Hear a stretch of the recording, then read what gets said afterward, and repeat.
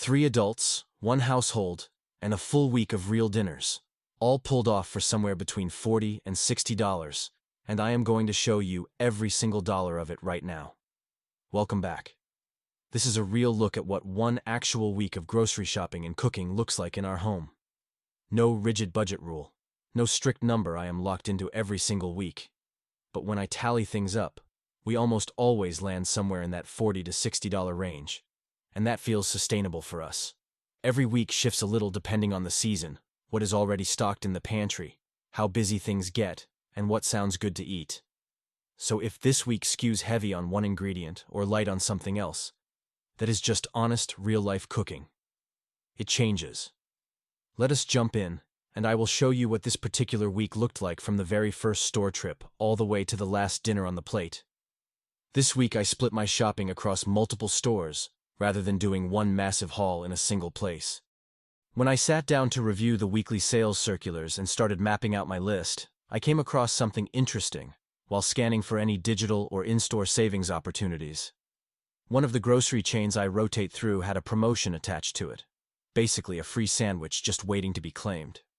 That is not the kind of deal you leave sitting on the table, so I saved it for the following day since I was going to be near that store anyway, and focused today on just 2 stops instead.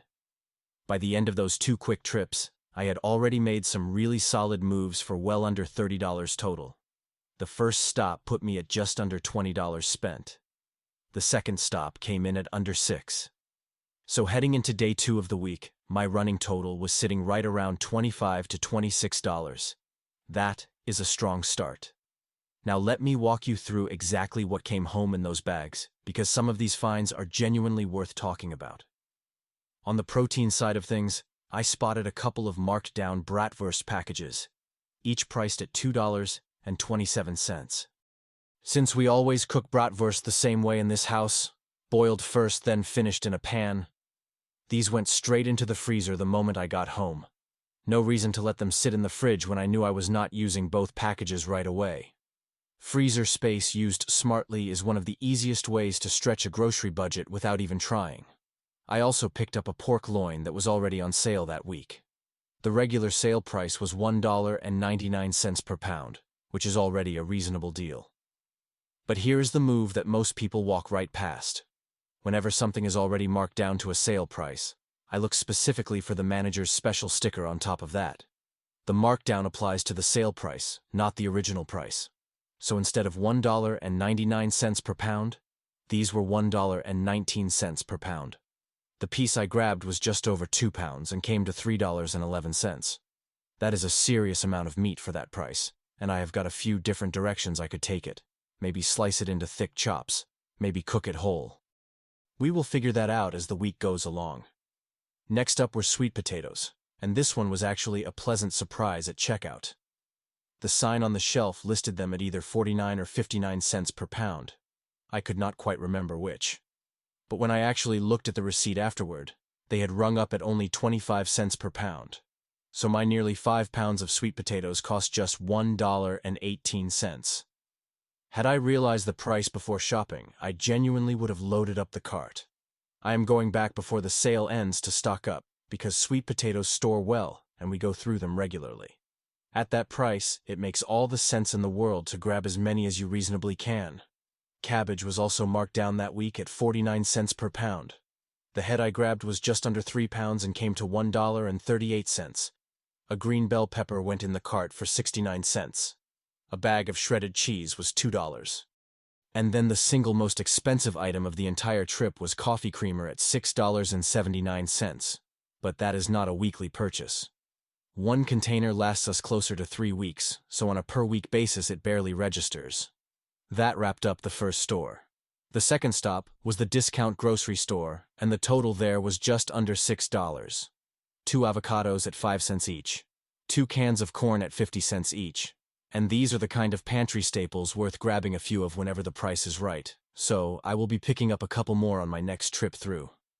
Zucchini was priced at $1.19 per pound, and the piece I found was about 1.5 pounds, which came to $1.76. And finally, a dozen eggs for $1.96. Solid haul for under $6. Now here is where I have to be fully honest with you. That first night of the week? Completely basic. I had a lot going on earlier in the day, I was running low on energy, and I was not about to attempt anything complicated. What I did was pull out the open bag of frozen meatballs I had sitting in the freezer.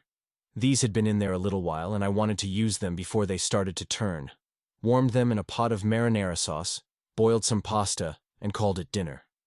Maybe should have thrown some broccoli on the side, but that did not happen. It was simple, it was filling, and it did exactly what dinner is supposed to do on a tired night. Day 2 brought the trip to the third store on my rotation, the one where the free sandwich promotion was waiting. And I will say, it was a genuinely good size for something that cost absolutely nothing. Always a win. But beyond the free sandwich, I did not end up getting everything I had originally planned because the store was out of a few items I wanted. Some canned beans I had been looking for were not on the shelf. A winter squash variety I had planned to grab was nowhere to be found either. Not a crisis, just slightly annoying when your mental list does not line up with what is actually available. I will check again before the sales cycle resets. What I did spend at that third store was $1.84, which means the running total at this point was sitting right around $37. Broccoli was on sale and I grabbed $1.21 worth. A bag of brown sugar went in the cart at $1.97. This is a once-a-year-ish purchase for us. Tends to coincide with fall baking and the holiday season, and one bag honestly lasts close to a full year. Half and half was $1.79. Sour cream was $1.25 on sale. A box of pasta was listed as a buy one get one deal, but what that actually means at this particular store is that it just rings up at half price automatically. So one box at $1.39. And then there was the cheese situation, which deserves its own moment. This store occasionally has deeply discounted specialty cheeses near the end of their shelf life, and if you know to look for them, you can score some genuinely impressive deals. That day, I found 2 containers of burrata, each originally priced at $10, for $1 each, and 2 small tubes of garlic and herb goat cheese, each originally $8, also for $1 each. $4 total for $40 worth of specialty cheese. That kind of find changes the energy of an entire grocery week. If you are not checking the markdown cheese section at your local stores, start doing it immediately. Now it is day 3, and this is where cooking gets more interesting. I had a pork loin sitting in the fridge, and I needed to decide what direction to take it. I settled on cutting it down into individual chops, seasoning them simply, and cooking them in a cast iron pan. The goal was a solid sear on the outside, juicy and cooked through on the inside. I served those alongside rice and some of the zucchini I had picked up earlier, cooked down in a pan with a bit of seasoning until it softened up nicely. It is the kind of dinner that looks and tastes like you put in effort without the process being complicated at all. Does a meal need to be elaborate to be worth making? Absolutely not. And that is kind of the whole philosophy behind how we cook in this house most of the time. Good ingredients treated simply almost always deliver. Day 4 and I pulled the bratwurst out of the freezer. Like I mentioned earlier, our method is always the same. Into a pot of water first to cook through, then into a hot pan to get some color on the outside. I put together a simple side of the cabbage I had picked up, cooked low and slow in a little butter until it went soft and a bit sweet. Cabbage that gets some time to properly cook down is completely different from raw cabbage, and if you have not tried doing this, it is worth attempting. The sweetness that develops is genuinely good. Total cost for that dinner, factoring in what we paid for each ingredient, was almost laughably low for how satisfying it ended up being. This brings up something worth mentioning about how multi-store shopping actually works in practice. You are not driving around town chasing pennies for its own sake. You are building a mental map over time of which stores consistently have the best prices on which categories of items. Produce tends to be cheapest at the discount grocer. Certain pantry staples go on real sale rotation at the larger chain stores. Specialty items and dairy sometimes hit their lowest price points at stores you might not expect. Once you know your stores, you stop wasting trips and start making them count.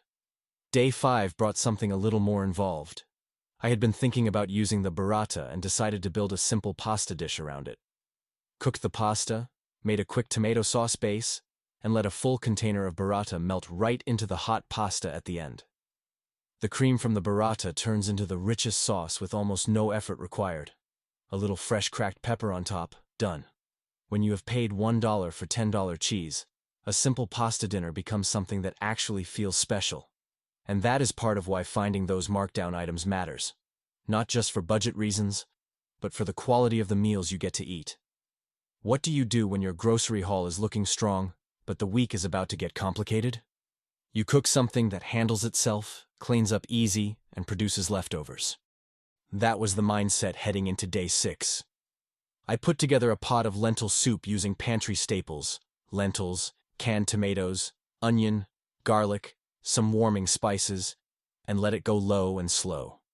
Lentils are one of the most undervalued ingredients in a budget kitchen. They fill you up, they absorb flavor well, they cook in under an hour with no soaking required, and a bag of them costs almost nothing. The soup came together beautifully and gave us multiple days of lunches and dinners from a single cooking session. A pot of something hearty that keeps giving you meals through the week is always a smart move, especially heading into a stretch where you know things are going to be busy and you want to spend as little time in the kitchen as possible without resorting to takeout. Day 7, and this one, was a bit of a special occasion. A Friendsgiving gathering that was coming up meant I needed to do an additional shopping trip beyond my regular weekly haul. I kept the two things separate in my head, the normal weekly groceries and the Friendsgiving supplies.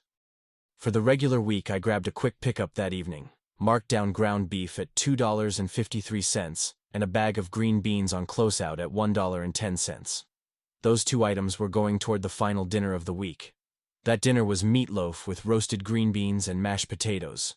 Meatloaf sounds old-fashioned until you eat a really well-made one, and then it makes complete sense why it has stayed around. My version uses ground beef, eggs, a box of stuffing mix in place of breadcrumbs, which adds more flavor and absorbs moisture differently, plus a generous pour of spicy ketchup mixed in. No extra salt needed, because the stuffing mix and the ketchup bring plenty of sodium on their own. Pepper, garlic powder, onion powder, and a garlic herb blend go in. Everything gets mixed by hand, shaped into a loaf right on the baking pan, and finished with a slightly milder ketchup spread across the top. The green beans went right onto the same pan surrounding the meatloaf, seasoned with salt, pepper, and garlic powder. The idea was to roast them at a slightly higher temperature than I usually use for meatloaf, since green beans need more heat to properly caramelize. Cooking the meatloaf at 400 degrees instead of 375 handled both things at once, and nothing suffered for it. While those were in the oven, I started the mashed potatoes using a pressure cooker. 1 cup of water in the bottom, potatoes cut and loaded in, 5 minutes at pressure, and then an immediate release. That is genuinely the fastest way to get fork-tender potatoes, and I use it almost every time I make mashed potatoes now. Once they were ready, a couple tablespoons of butter went in, salt, the garlic herb blend, a bit of pepper, and a splash of half and half before blending everything together right in the pot. They came out creamy and well-seasoned. For the gravy, I did a simple pan sauce: butter, flour, beef bouillon, water, pepper, and garlic powder, brought up to a simmer and thickened slowly. Tasted it, adjusted nothing because it was exactly right, and pulled it off the heat. By the time everything came out of the oven and off the stove, it was a proper full dinner. The meatloaf was flavorful and juicy. The green beans had crisped at the edges in a way that made them genuinely delicious, which is funny because they had sort of fallen off my regular rotation for a while after a few disappointing fresh batches. This reminded me how good they actually are. Now for the Friendsgiving portion of the shopping. The haul looked noticeably different from a normal week. Things like 2-liter sodas, cranberry sauce, and extra potatoes were in the cart. Items you do not usually see on a regular grocery run. I split that across 3 stores. $14.35 at one, $22.19 at the discount grocer, and $13.22 at the third. Of those, only the potatoes and cranberry sauce were true Friendsgiving items. The rest, chicken thighs for that evening's dinner, 2 packages of marked-down sausage at $2.27 each, and a bag of frozen peas on sale for $1.10. Were all just regular weekly groceries that happened to land on the same trip. And I have to say, I told myself I was not going to give you all the price breakdowns on that last haul, but I could not help calling out the deals. Some habits are hard to turn off. So what does the full week actually add up to? The regular weekly grocery total came in right around $54. That sits comfortably inside the normal range. The following week, which was still in progress at the time, was already at $50 with days still remaining. Though a stretch of leftovers from Friendsgiving meant fewer trips to the store would be needed before the week reset. Some weeks run lean. Some weeks run a little heavier. But the average holds, and that is what matters. Here is what this week actually demonstrated, underneath all the specific prices and store trips. Splitting your shopping across more than one store takes a little extra planning, but it consistently pays off. Checking for managers' specials on top of existing sale prices is one of the highest return habits you can build in a grocery store. Stocking the freezer when prices are right removes pressure from future weeks when the deals are not as good. Cooking from what you already have before running back to the store keeps food from going to waste and keeps the total lower. And knowing when to keep dinner simple, genuinely simple, not apologetically simple, is just as important as knowing how to make something impressive. Every one of those dinners this week came from a realistic budget, a mostly ordinary haul, and a bit of intentionality about how ingredients were used.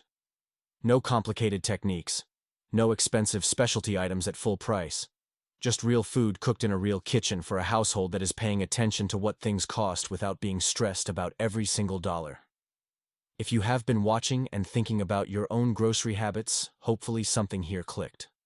Whether it is the manager's special strategy, the multi-store approach, the idea of cooking one big batch meal to carry you through a busy stretch, or just the reminder that a tired weeknight pasta dinner is completely fine. Take whatever is useful and run with it. If you enjoyed this week and want to see more, hit that like button and come find us over at my channel for more weeks just like this one.